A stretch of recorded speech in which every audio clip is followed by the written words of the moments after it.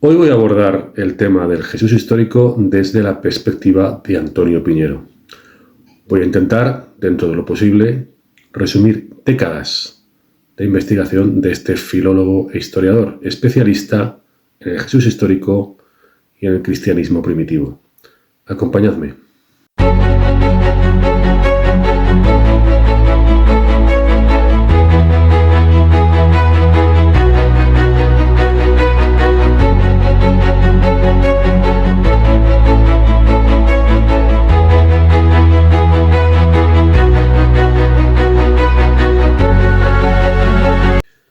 Bienvenidos al 32º capítulo de Alter Historia.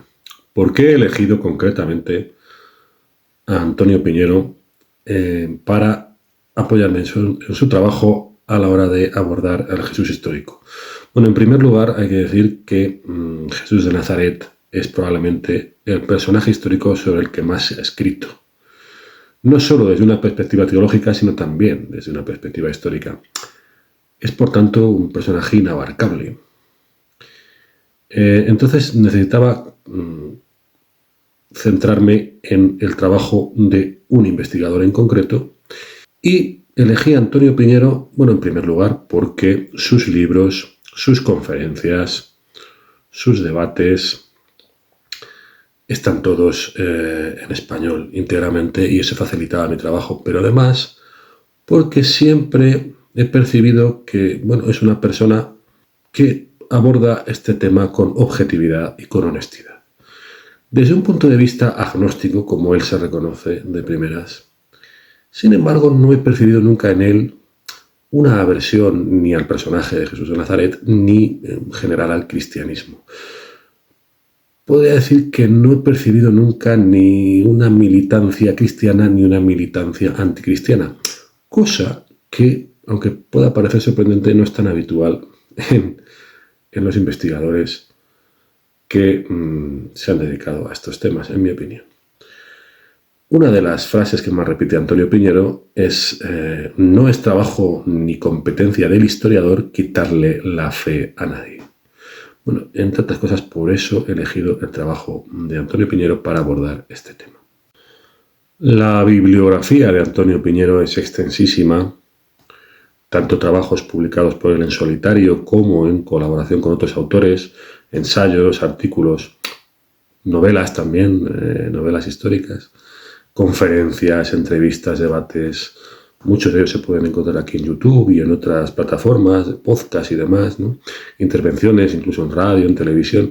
Es uno de los autores del que más información se puede encontrar también en esta misma plataforma de YouTube. Si tenéis especial interés en algún tema en concreto de los que voy a tratar en esta serie de vídeos, me preguntáis y yo, me preguntáis en la cajita de comentarios y yo os diré dónde se puede encontrar más información detallada de ese tema en concreto, en algún libro de Antonio Piñero o en alguna conferencia o debates, como hay muchos, etc., ¿no?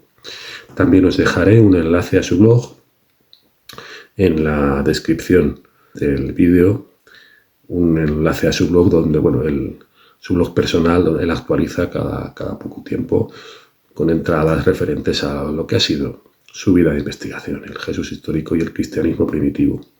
Como os digo, no sé cuántos vídeos van a ser porque estoy empezando a grabarlo y desde luego va a ser más de uno. Ya veremos si son 2, son 3. Es mucho material que he recopilado. Entonces, también os informo de que cuando acabe este estudio sobre el Jesús histórico, también tengo intención de abordar otro sobre el Mahoma histórico y otro más sobre el Buda histórico, sobre Siddhartha Gautama. Este va a ser el camino que va a tomar de momento el canal en los próximos tiempos. Y si os interesan estos temas, pues ya sabéis, suscribíos, por supuesto, y activad la campanita, los que no lo hayáis activado, para enteraros cuando salgan los próximos vídeos y no perderos nada.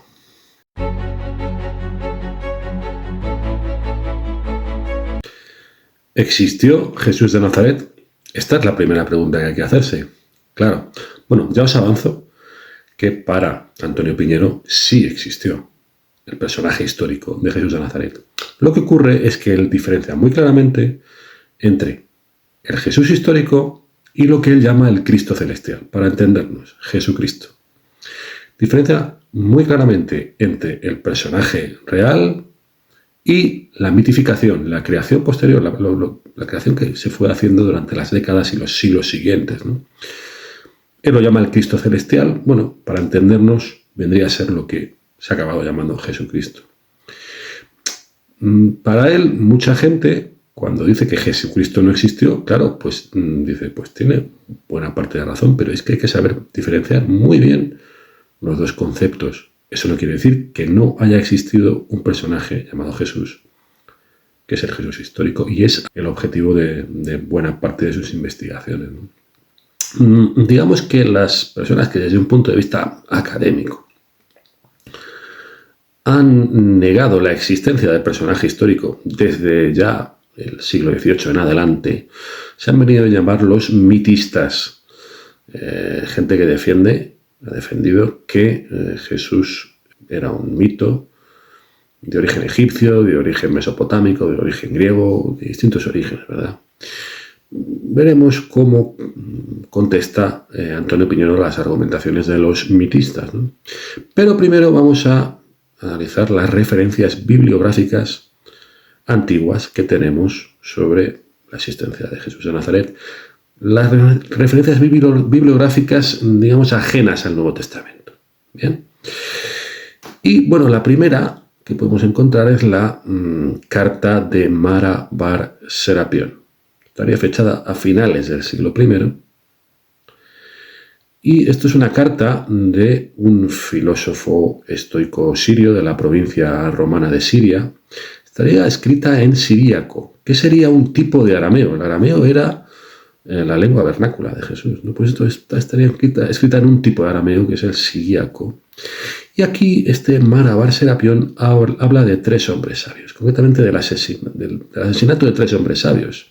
En primer lugar, del asesinato de Sócrates, después de la quema de Pitágoras y finalmente de la ejecución del rey sabio de los judíos. Y es aquí donde se tiene la sospecha de que Mara bar Serapión se está refiriendo a Jesús de Nazaret con la ejecución del rey sabio de los judíos. Aunque bien es cierto que, claro, al no nombrarle por su nombre, pues existen dudas. Pero se sospecha, hay gente analistas que consideran que se estaría refiriendo a Jesús.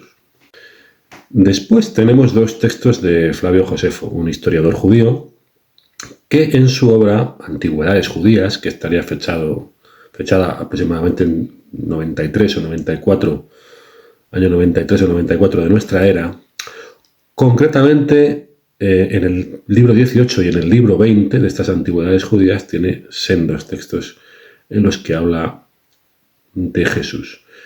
El primero, el del libro 18, es un texto en el que habla de la aparición de Jesús, de la condena de por parte de Poncio Pilato, de su muerte y de su resurrección. Bien, es cierto que la mayoría de los analistas consideran que este es un texto interpolado. ¿Qué quiere decir que está interpolado?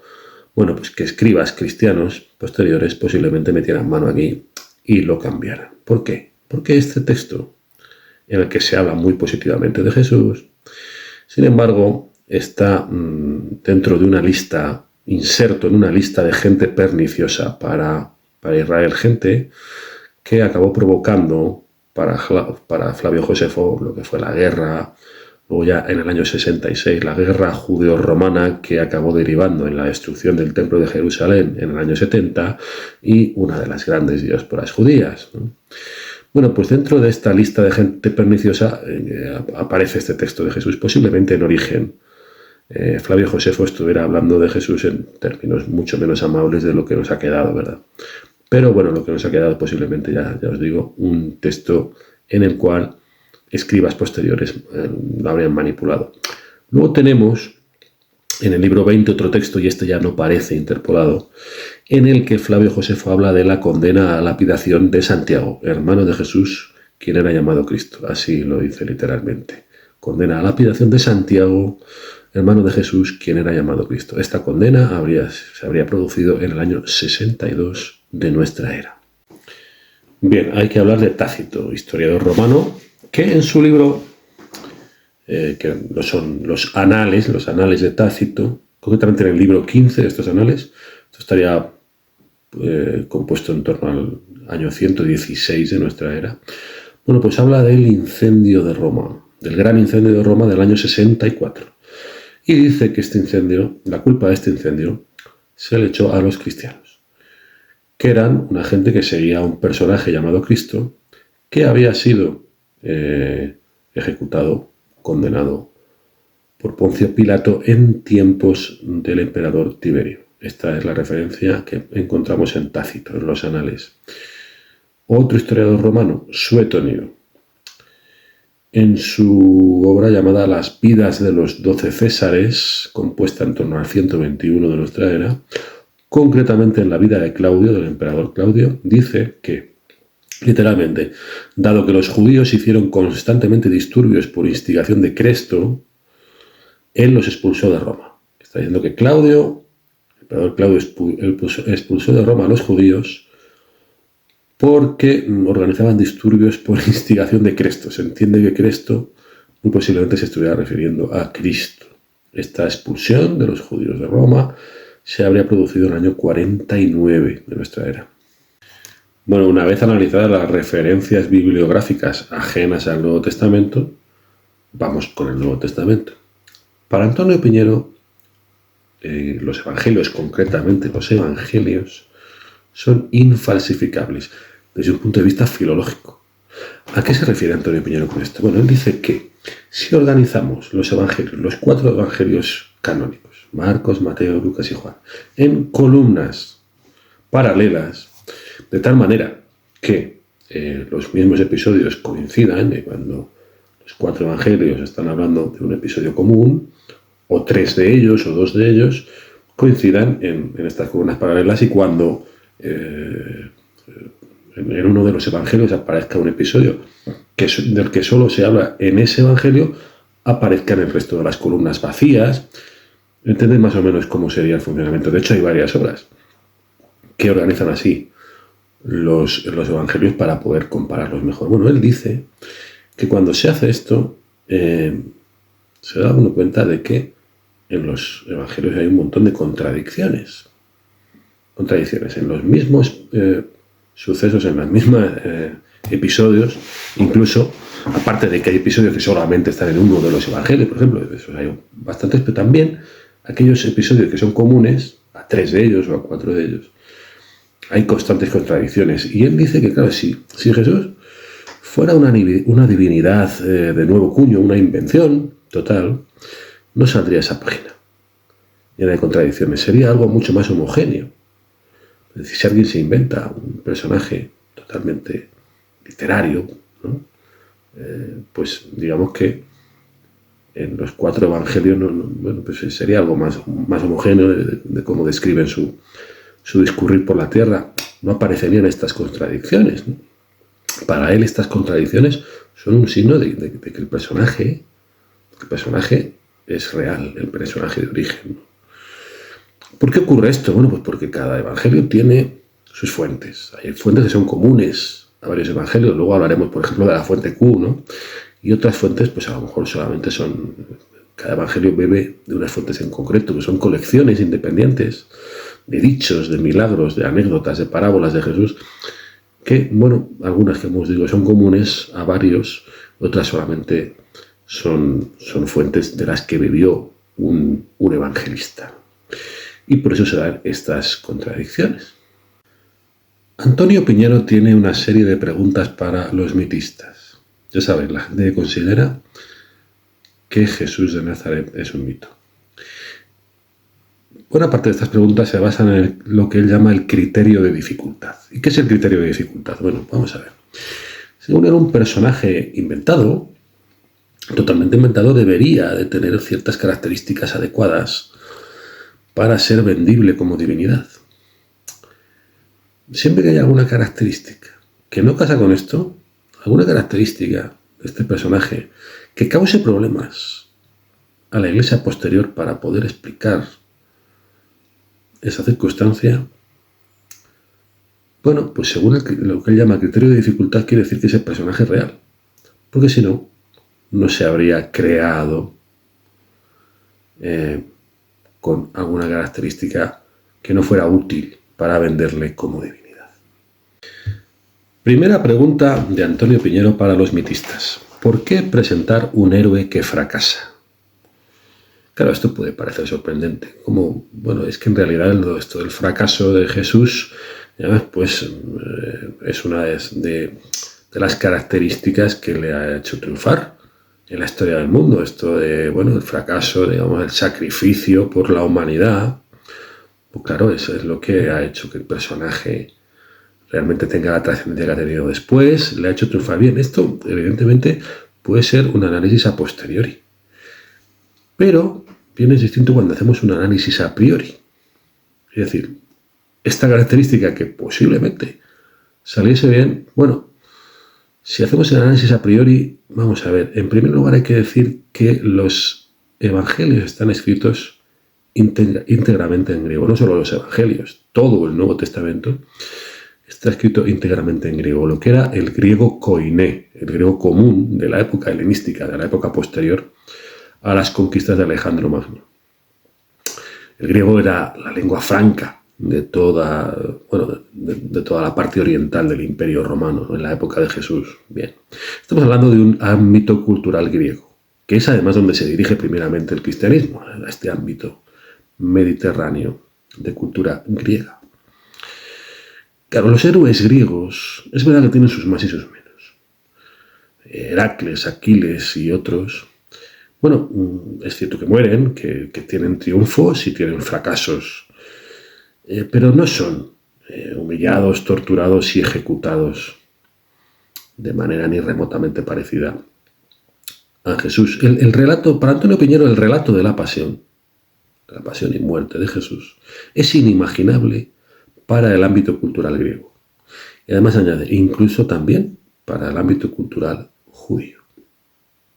Esto hace que, muy probablemente, para él este relato esté basado en algo real.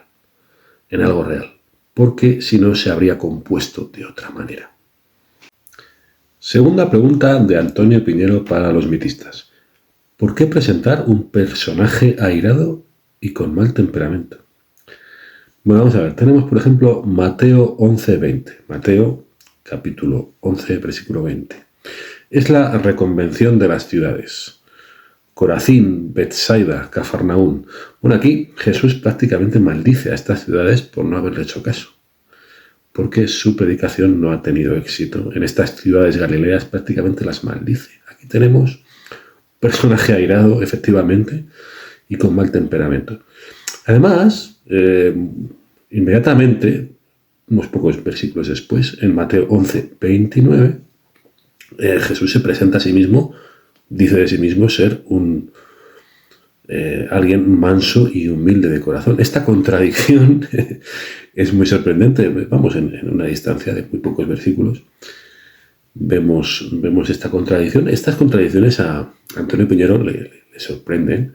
Estas contradicciones constantemente le llaman la atención y dicen, bueno, es que esas contradicciones me dan a entender que el personaje existió, porque si no, es que un personaje creado literariamente, personaje creado ex novo, ex profeso para vender, lo que sea, no debería de tener estas contradicciones, debería ser más homogéneo. Aquí está hablando también de lo que se llama el criterio de semejanza o disimilitud, que es, bueno, un poco derivado del criterio de dificultad del que hemos hablado antes, cuando un personaje es contradictorio. Un personaje tiene bastante visos de ser real o de estar basado en un personaje real. Además de esto, también vemos otros episodios donde, bueno, por ejemplo, el famoso episodio de los mercaderes en el templo. Aquí también vemos a un Jesús airado. De este episodio hablaremos después. Pero no solo también en Marcos 1:41, Jesús se enfada con un leproso después de curarle. Jesús cura a un leproso y después se enfada con él, le da órdenes estrictas y le echa hacia afuera de la estancia donde están. Bueno, ¿por qué vender una divinidad que va a ser presentada como una divinidad pacífica y una divinidad, digamos, bueno, pues humilde, y una divinidad que se va a sacrificar por la humanidad, y al mismo tiempo al mismo tiempo tener estos episodios de este mal temperamento, de este cabreo, entre comillas, de Jesús en diversas circunstancias, ¿no? Bueno, pues según Antonio Piñero dice, bueno, pues porque realmente estamos hablando de un personaje, de un ser humano que tiene estas cosas, ¿no? Estamos hablando de que el origen de este personaje literario, que es el que aparece en los evangelios, es un personaje real. Tercera pregunta de Antonio Piñero a los mitistas. ¿Por qué hablar de sus hermanos y hermanas? Claro, hay varios episodios en el Nuevo Testamento en los que se habla de los hermanos de Jesús. Pero el más claro es el de Marcos 6:3. Y dice lo siguiente: ¿no es este el carpintero, hijo de María, hermano de Santiago, de José, de Judas y de Simón? ¿No están también aquí con nosotros sus hermanas? Es decir, aquí está hablando de que Jesús tiene 4 hermanos varones y da sus nombres: Santiago, José, Judas y Simón, y hermanas, pues no sabemos cuántas, pero como habla en plural, pues más de una. ¿Ves? Un número indeterminado de hermanas. Claro, si Jesús de Nazaret va a acabar siendo un héroe de nacimiento extraordinario, virginal, y además después también se va a hablar de la virginidad perpetua de María, de su madre, ¿por qué presentar aquí a unos hermanos de Jesús? Esto le va a provocar unos quebraderos de cabeza a la Iglesia posteriormente. Claro, hasta el punto de que, bueno, tiene que hacer malabares, entre otras cosas diciendo que en realidad se está refiriendo aquí a primos, no son hermanos y tal. Bueno, ya después hablaremos de esto. Pero ya aquí a la Iglesia le obliga a decir, bueno, vamos a ver. Después creamos efectivamente lo que Antonio Piñero llama Cristo celestial, el Jesucristo, y va a tener unas características de héroe mitificado, entre las cuales está el nacimiento virginal suyo y posteriormente además su madre. Vamos a vender también que fue virgen perpetuamente. Entonces, claro, ¿cómo va a haber tenido hijos aparte de Jesús? ¿Cómo va a tener Jesús hermanos? Bueno, pues luego toda la Iglesia intenta disimularlo, etcétera. ¿Por qué ocurre esto? Bueno, pues según Antonio Piñero, pues dice, bueno, es que realmente, posiblemente, estos hermanos existían. Es decir, el personaje existía y además tenía hermanos. Porque si no, ¿por qué iban a hablar de este tema en los evangelios? Otra pregunta para los mitistas. ¿Por qué la familia le llama loco? Sí, en Marcos 3:21 la familia va a buscarle porque, bueno, parece que está fuera de sí y van a buscarle porque Jesús está fuera de sí, está loco, se ha vuelto loco. Bueno, ¿por qué? ¿Por qué? O sea, este tipo de episodios, se pregunta Piñero, si, bueno, pues luego va a ser un personaje divinizado. Claro, es verdad que luego los exégetas son los intérpretes de la Biblia desde un punto de vista más teológico, ¿no? Y al final, bueno, pues siempre se pueden interpretar las cosas desde un punto de vista simbólico y tal igual, pero bueno, la literalidad no deja de ser la literalidad y evidentemente esto crea problemas. El criterio de dificultad, esto crea problemas después precisamente a los intérpretes, ¿no? Bien, otra pregunta para los mitistas. ¿Por qué no apostar más decididamente por la divinidad de Jesús? ¿A qué se está refiriendo Piñero aquí? Bueno, él dice que hay más de 1300 pasajes en el Nuevo Testamento en los que se habla de Dios, pero solo 7 en los que se dice que Jesús es Dios. Es decir, de más de 1300, solo 7 pasajes en todo el Nuevo Testamento en los que se dice que Jesús es Dios. ¿Por qué no apostar si finalmente se va a divinizar al personaje, ¿por qué no apostar más claramente desde el principio por ello? Pues quizá porque, según Piñero, no estaba tan claro desde el principio. Que más allá de sus características de profeta, quizá no estuviera tan claro que finalmente iban a realizarse la identificación entre Jesús y Dios, ¿no? Y por eso, pues en un principio, en los textos, la gente que escribió estos textos, no era una idea que pareciese principal. Hay una parte de los mitistas que siempre han comparado a Jesús con otras divinidades de misterios, como Mitra, Dioniso, Baco, Isis. ¿Qué es una divinidad de misterios? Bueno, pues los cultos mistéricos serían cultos para iniciados, cultos más o menos secretos o discretos, que, bueno, harían falta, pues estarían organizados en distintos grados. Pero claro, Antonio Piñero dice, es que el culto de Jesús es público. Es decir, la intención es convertir a la mayor parte posible de gente al culto del personaje este de Jesús. Entonces, claro, es un culto exotérico, hacia afuera, no esotérico, hacia adentro. Entonces no viene al caso la comparación de Jesús con todos estas divinidades de misterios, ¿no? De Mitra, Dioniso, Baco, Isis, pone estos ejemplos, ¿no?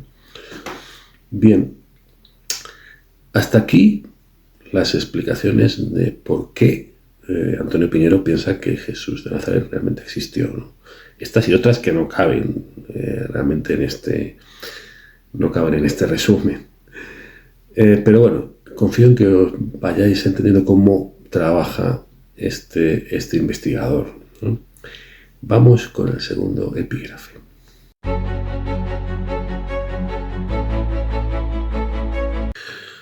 Nacimiento, infancia y familia de Jesús. Bien, vamos en primer lugar con el nacimiento. El episodio del nacimiento solamente aparece recogido en 2 de los evangelios, el de Mateo y el de Lucas. Bueno, esto no lo he dicho todavía, pero no es que las personas que redactaron estos evangelios se llamasen Mateo y Lucas. Pero bueno, esto lo veremos después. Los llamados evangelios de Mateo y de Lucas. Aquí aparece el relato del nacimiento. En los otros 2, en Marcos y en Juan, no aparece nada, ¿no?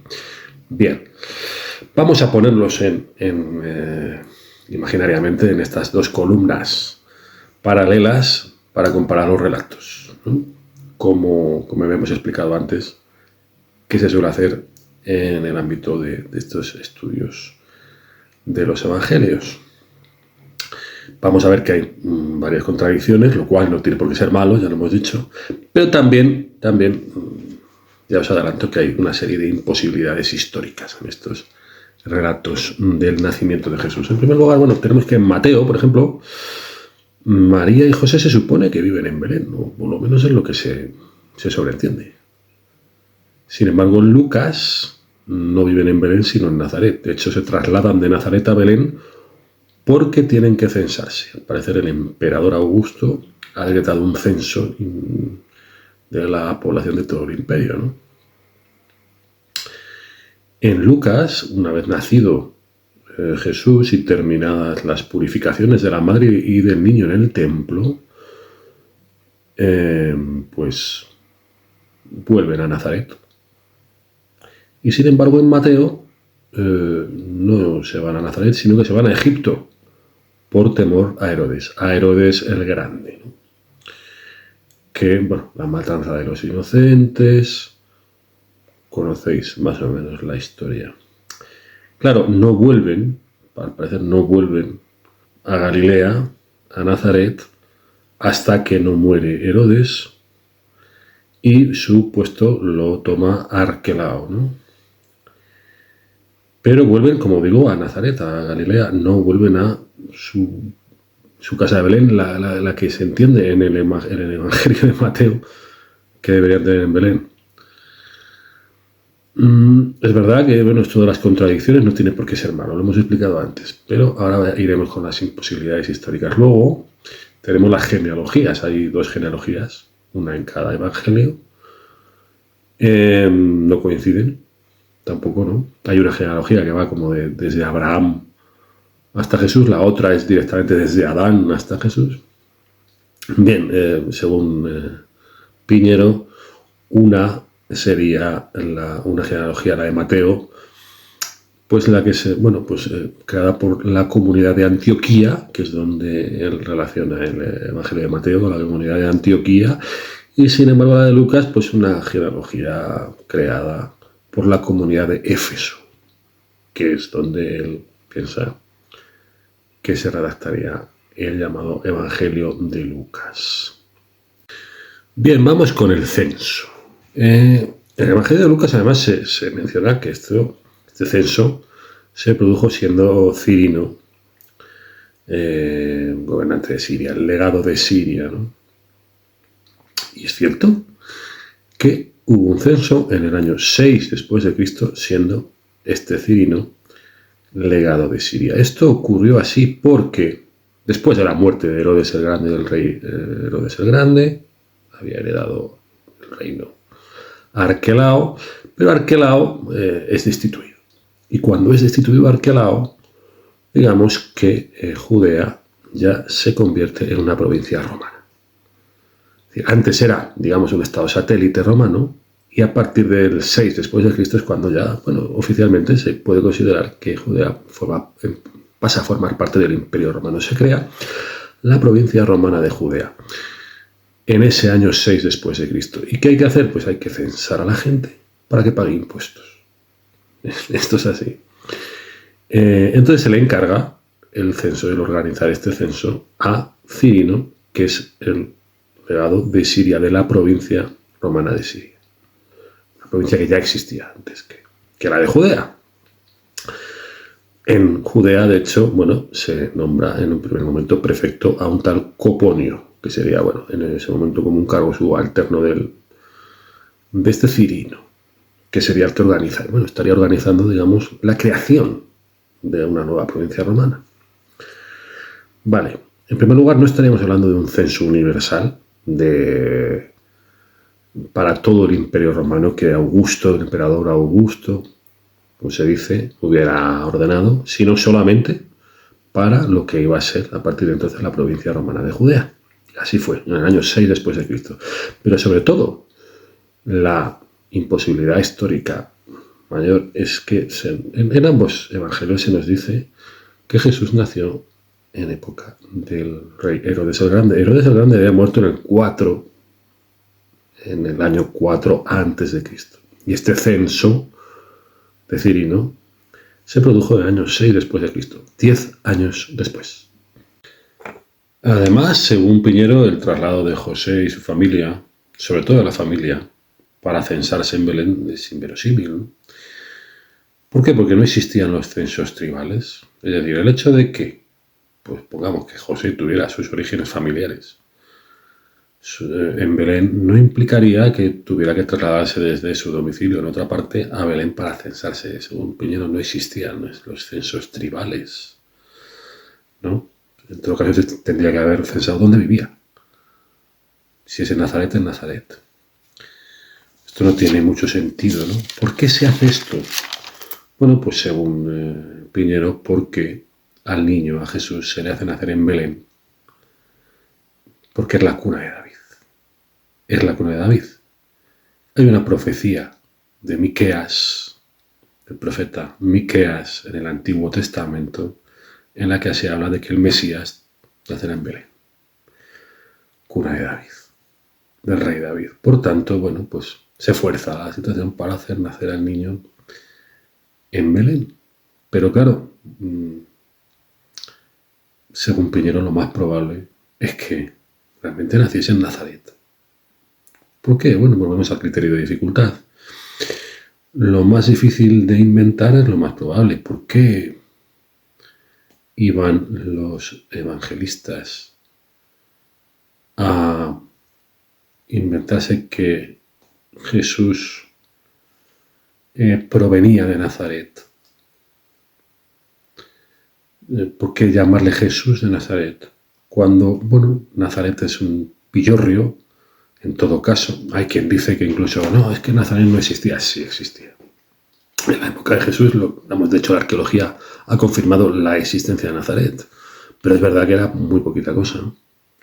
Fijaos, en el Evangelio de Juan, un personaje llamado Natanael dice, ¿cómo de Nazaret puede venir algo bueno? O sea, bueno, no sé, como que tuviera incluso mala fama. Simplemente pues sería un pueblecito muy pequeño que hasta entonces no había tenido demasiada trascendencia en la historia del pueblo judío, ¿no? Además, también en este Evangelio de Juan hay alguien que le dice, pero si tú vienes de Galilea, cuando el Mesías viene de Belén, o sea, le echan cara a esto. Fijaos que en el Evangelio de Juan no existe la historia del nacimiento de Jesús, igual que en el de Marcos. Es decir, ahí no están contándote la historia de que ha nacido en Belén, en absoluto, ¿no? Y en este Evangelio de Juan, un personaje le espeta a Jesús y dice, pero si tú vienes de Galilea y el Mesías viene de Belén. Bueno, es decir, se lo echan en cara, ¿no? Es decir, bueno, pues sí. Claro, dice, entonces lo más probable es que efectivamente naciese en Nazaret, bueno, en algún sitio muy cercano de Galilea, porque está claro que ese es el origen del personaje, así aparece en los evangelios, ese de origen galileo indiscutiblemente, ¿no? De hecho, la teoría de Piñero es que los capítulos 1 y 2 de Mateo y Lucas, que es donde aparece la historia del nacimiento, y también las genealogías que en Lucas están en el capítulo 3, aunque en el de Mateo también están en los dos primeros capítulos. Bueno, son añadidos posteriores. En realidad, ni siquiera estarían hechas por las mismas manos que el resto de los evangelios de Mateo y Lucas. También por una cuestión filológica de estilo y demás, ¿no? Dice que son añadidos posteriores, es decir, es que ni siquiera estarían originalmente ahí.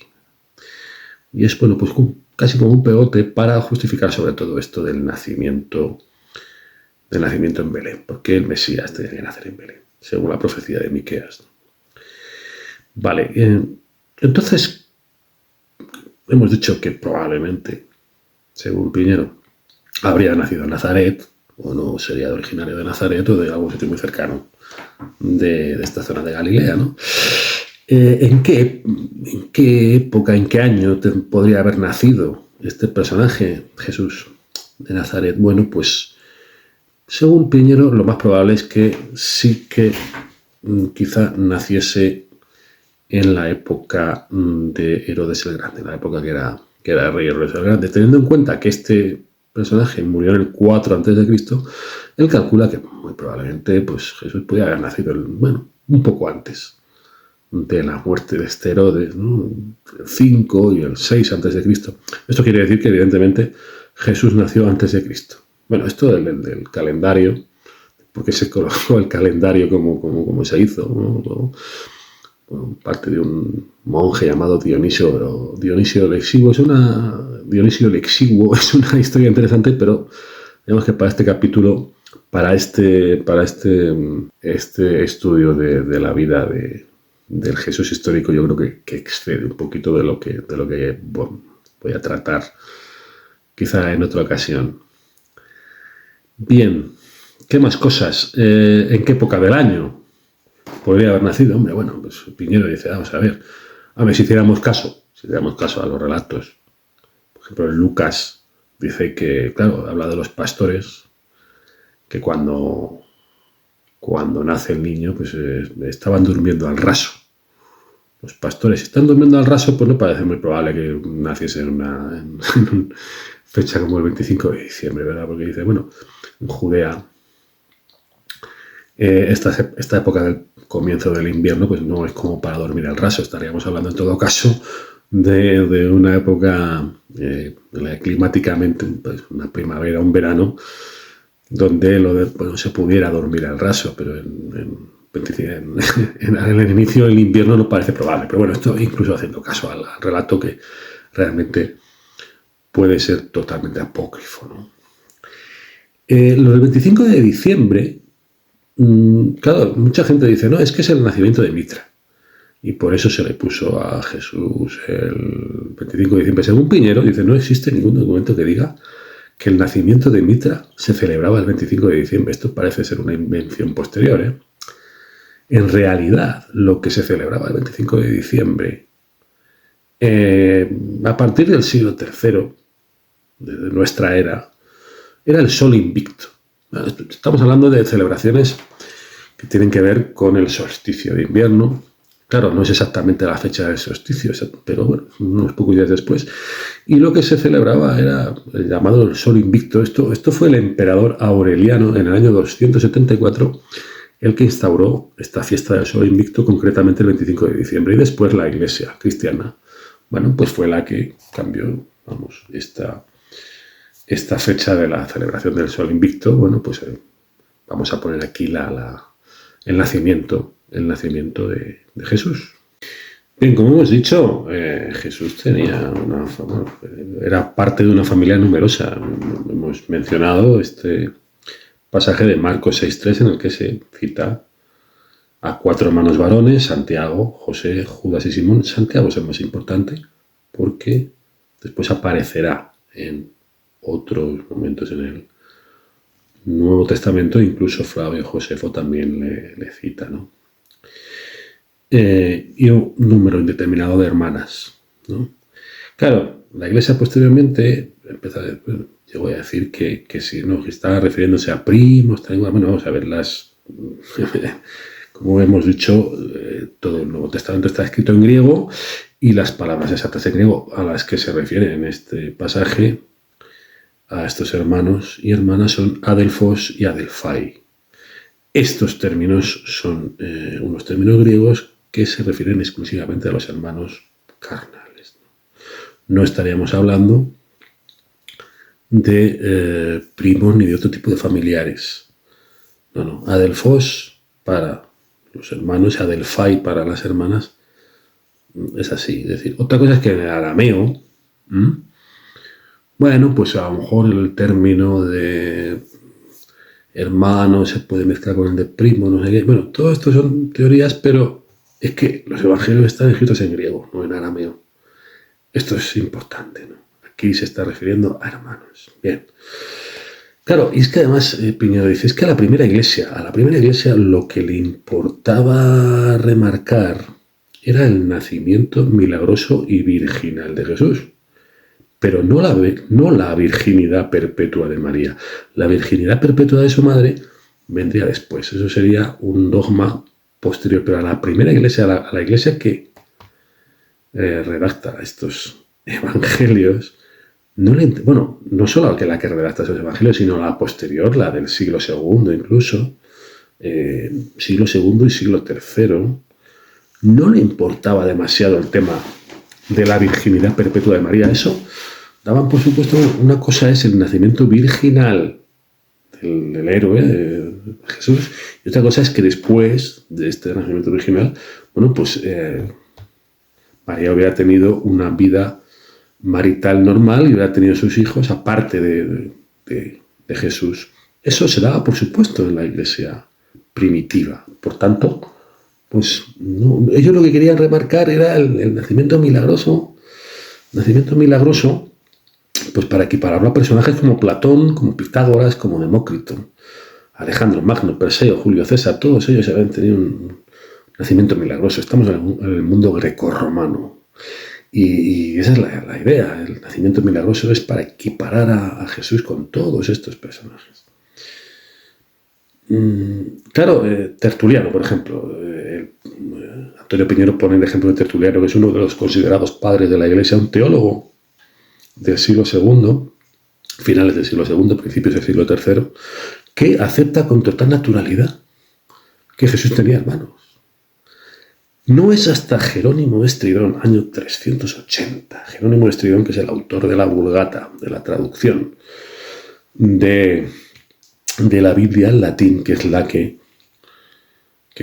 bueno, después se usaría toda la Edad Media. Este Jerónimo es el que empieza a decir que Jesús, que sí, que Jesús no tuvo hermanos, que empezó a defender el dogma, el concepto de la virginidad perpetua de María. Y es a partir de finales ya del siglo IV cuando la Iglesia empieza a defender este dogma. Pero antes no parecía tener demasiada importancia, ¿no? Pero vamos, según Piñero, bueno, pues incluso uno de los teólogos católicos de referencia en los últimos tiempos, de los finales del XX, principios del XXI, un tal John Paul Meyer, que es autor de una obra llamada Un judío marginal, repensando al Jesús histórico. Son 5 volúmenes, es uno de los teólogos, digamos, de referencia de la Iglesia Católica de los últimos tiempos. Él bueno, este Meyer, pues acepta también de nuevo, con total naturalidad, que Jesús tuvo hermanos. Es decir, incluso dentro de los teólogos católicos empieza, según Piñero, a extenderse la aceptación de lo que es evidente, que según los evangelios Jesús tuvo hermanos, y es lo de la virginidad perpetua de María, bueno, pues empiezan a dejarlo un poco como aparte. Además hay una historia muy curiosa relacionada con esto del nacimiento virginal, ¿no? El origen de este dogma, en realidad, bueno, según Piñero estaría, bueno, de hecho es así, ¿no? Es decir, en Isaías 7:14, estamos hablando del Antiguo Testamento, en el libro del profeta Isaías 7:14, aquí el rey Acab, que es un rey de Israel, en la época que había dos reinos, estaba el reino de Judá y el reino de Israel. Bueno, este era rey de Israel, ¿no? El rey Acab, bueno, pues Isaías le dice que Yahvé le va a ayudar. Le va a ayudar a enfrentarse a sus enemigos. Y para ello, una mujer joven dará a luz a un hijo y este hijo defenderá a Israel. Una mujer joven que Piñero entiende que se está refiriendo a una mujer del harén real de este rey Acab, ¿no? Y a este niño se le llamará Emmanuel, que significa Dios con nosotros. Bien. Claro, el asunto es que aquí esto de la mujer joven, que es el original en hebreo, que es la lengua en la que estaba escrito el libro de Isaías, cuando se hace una traducción del libro de Isaías al griego, que es en el siglo II antes de Cristo, en esta traducción, esto de la mujer joven se traduce como virgen. ¿De acuerdo? Entonces, en la versión en griego del libro de Isaías, y recordemos que los evangelios y todo el Nuevo Testamento está escrito en griego, bueno, pues se habla de una virgen que dará a luz a un niño que defenderá a Israel. Y este es el origen del dogma, bueno, de por qué luego se le hace nacer a Jesús de una madre virgen. De un error en una traducción, como decimos, del siglo II antes de Cristo, del hebreo al griego del libro de Isaías. Curioso, ¿verdad? Bien, vamos con Santiago. Santiago, como hemos dicho, es el más importante de los hermanos de Jesús. ¿Por qué? Pues bueno, porque luego aparece tanto en los Hechos de los Apóstoles como en las cartas de Pablo, como también le menciona el historiador Flavio Josefo. Antes hemos hablado de ello, ¿verdad? Santiago aparece como el jefe del grupo de seguidores de Jesús en Jerusalén después de la muerte de Jesús. Es el jefe del grupo de Jerusalén. Y es curioso porque él no está en los 12. Es decir, Santiago, el hermano de Jesús, no forma parte de los 12 apóstoles que elige Jesús en su momento. Luego veremos qué significado tenía esto de los 12, ¿ven? Pero, y sin embargo, aparece ya, como decimos, tanto en las cartas de Pablo como en los Hechos, como el jefe del grupo de Jerusalén. Y según Piñero, muy posiblemente esto simplemente era por ser hermano de Jesús. De hecho, el mayor de los hermanos de Jesús, pues, según Piñero, probablemente él piensa que Jesús fuera el primogénito, o sea, fuera el mayor, pero digamos que pues este sería el segundo.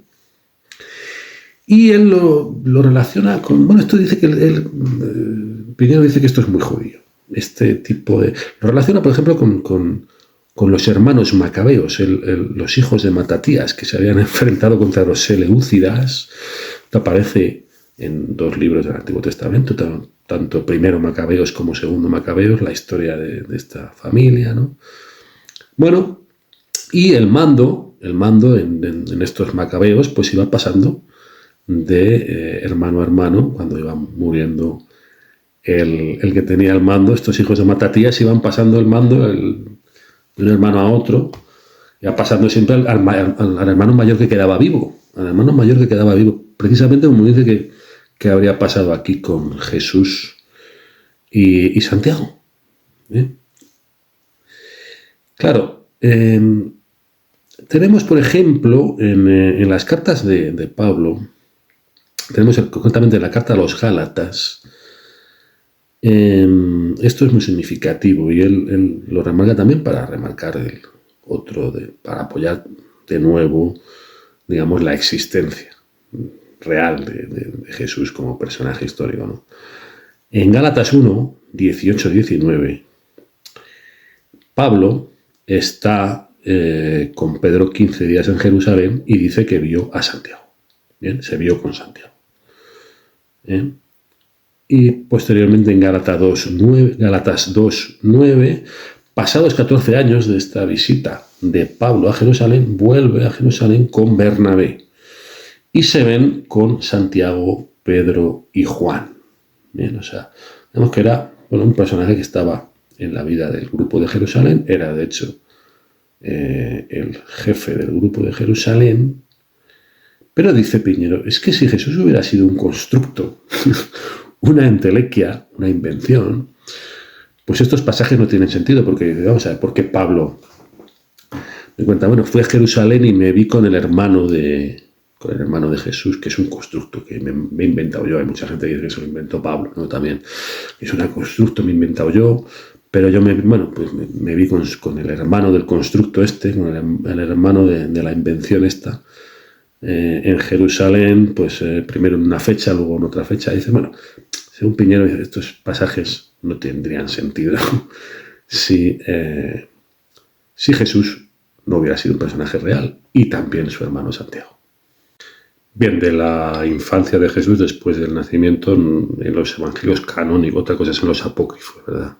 Pero en los evangelios canónicos solamente tenemos el episodio de Jesús entre los doctores, que a la edad de 12 años pues están en Jerusalén y se pierde en el templo y empieza a discutir con los doctores de la ley y tal igual. Bien, claro, dice Piñero, este episodio está solamente en Lucas, en el Evangelio de Lucas, y aquí vamos a introducir otro criterio que va a ser importante a partir de ahora, que es el criterio de atestiguación múltiple. Es decir, algo que solamente aparece en uno de los evangelios es más probable que sea apócrifo, que sea una invención. Cuando un episodio aparece en los 4 evangelios, o por lo menos en 3 de ellos, bueno, pues hay más posibilidades de que sea un episodio histórico o que esté basado en un episodio histórico. Y él dice, bueno, esto de Jesús entre los doctores a los 12 años, pues posiblemente una invención de Lucas, ¿no? Un ejemplo de atestiguación múltiple para hacernos una idea. Luego hablaremos más de esto, ¿no? Pero yo qué sé, esto es posterior, y esto ya de la vida de adulto. La predicación en la barca, en Genesaret, en el mar de Galilea, ¿no? Que es cuando el milagro de los panes y los peces y tal igual. Bueno, él dice que la predicación en la barca, que aparece en todos los evangelios, probablemente un suceso histórico. Otra cosa es el milagro de los panes y los peces, que eso haya sido real o no, pero digamos que esto de que Jesús estuviera predicando en una barca en el mar de Galilea, esto es muy probable que haya algo detrás. No, esto es un ejemplo de atestiguación múltiple. Sin embargo, pues vemos que esto de Jesús entre los doctores a los 12 años de edad, los doctores del templo, bueno, pues no sería, no aguantaría el examen esto del criterio de atestiguación múltiple, porque solamente aparece en Lucas, igual que por ejemplo las bodas de Cana, que ya estamos hablando de un episodio de Jesús adulto que sería el primero, digamos, de la vida del Jesús adulto que aparece en el Evangelio de Juan. El Evangelio de Juan es, bueno, vamos a ver, estaríamos hablando, ahora iremos con los Evangelios, vamos a profundizar un poco más en lo que es la estructura del Nuevo Testamento, pero quedémonos con que el Evangelio de Juan es el más simbólico de los 4. Y bien, hay más episodios que efectivamente se pueden interpretar desde un punto de vista simbólico, y este es uno de ellos, es el de las bodas de Cana. Solamente aparece en el Evangelio de Juan, tampoco sería histórico. Según Piñero, no podemos saber nada, absolutamente nada, prácticamente nada de la vida de Jesús antes de su etapa con Juan Bautista, que es donde realmente se puede empezar a analizar la realidad de la vida del personaje histórico Jesús de Nazaret. Cuando, y ahora después lo veremos, cuando empieza a relacionarse con Juan Bautista. Bien. Quizá, el único que hace Piñero anteriormente a esto es hacer alguna apreciación sobre la profesión, efectivamente, que podía tener Jesús antes de iniciar su vida pública, lo que se ha venido a llamar su vida pública, y antes de empezar a relacionarse con Juan Bautista. Se dice que era carpintero, ya lo hemos visto antes en el pasaje que hemos citado antes de Marcos. La palabra griega que se usa en este pasaje de Marcos 6.3 es tecton. Tecton puede traducirse como carpintero, pero también como constructor, es decir, tendría un sentido un poco más amplio. Quizá podríamos estar hablando efectivamente de un constructor, hay que tener en cuenta que Nazaret está muy cerca de Séforis, también de Tiberíades, ¿no?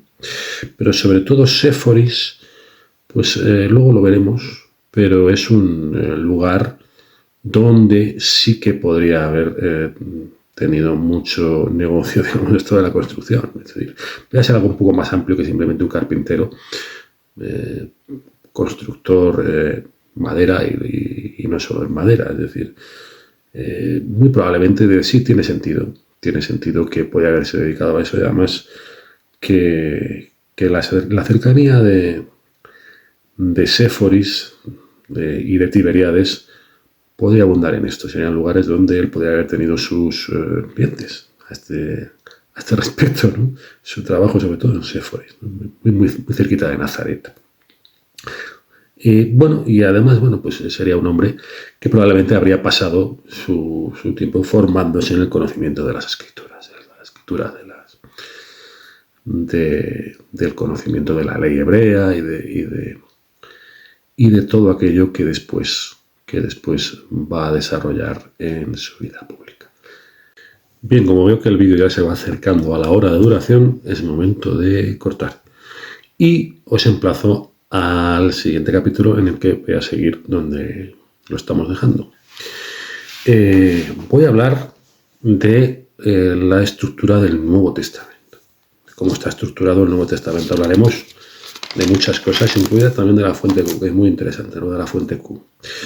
Bien, hablaremos de Juan Bautista, un personaje principal, primordial en la historia de Jesús histórico.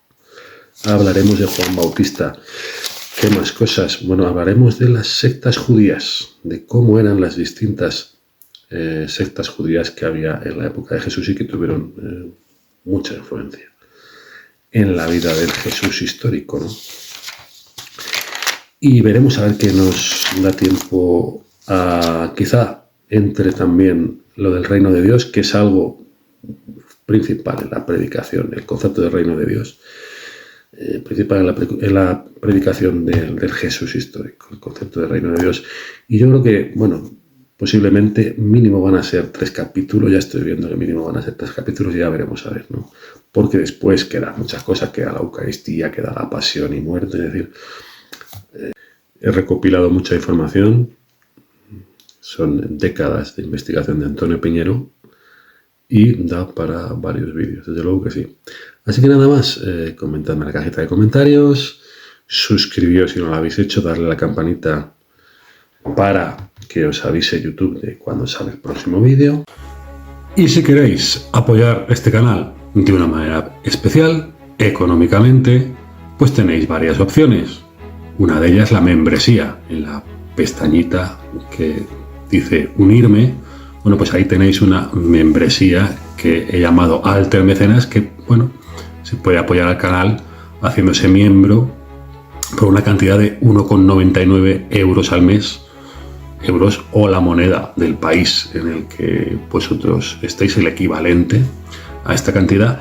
También tenéis los Super Thanks, los llamados Super Thanks, que son en esta pestañita que veis que dice gracias, sería poner un comentario destacado en la cajita de comentarios, dando además una donación o incluso la cuenta de PayPal, que siempre dejo en la descripción del vídeo. Me despido hasta el próximo capítulo de Alterista.